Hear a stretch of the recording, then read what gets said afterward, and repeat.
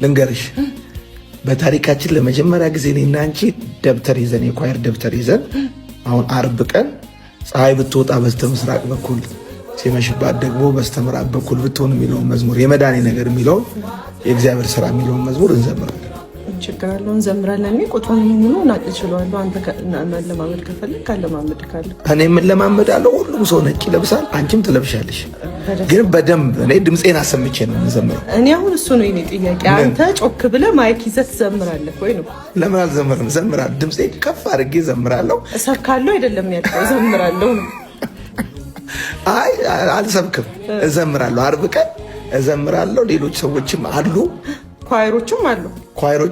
እኔ እናንተ ግን በየግላችን ማይክ እንይዛለን፣ ድምጻችን ይሰማል። ለምን ማይክ እንይዛለን?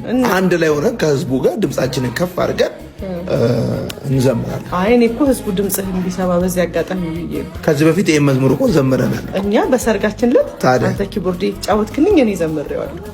እኔ ኪቦርድ የተጫወትኩ እኮ ታዲያ። ስለዚህ አይከብድኝም። አይ አይከብድም፣ ወደ እንኳን አይከብድክም። ምን ያውን የፈለኩት ድምጽህን አሰምተህ መዘመርህን እዘምራለሁ። አርብ ዕለት 3000 ሰዎች ነጭ ልብስ ለብሰው ይመጣሉ።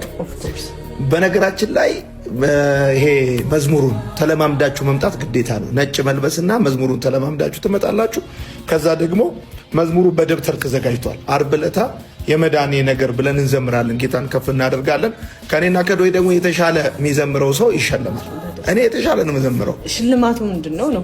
እንዴት? ህዝቡ ነው የሚሸልመን? አንተ ነው የምትሸልመኝ? አይ እኔ አንቺ ከኔ የተሻለ ከዘመርሽ እኔ ሸልመኛለሁ።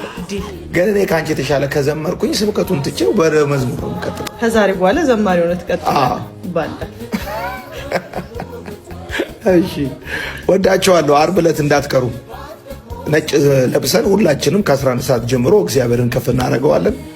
ወዳቸዋለሁ።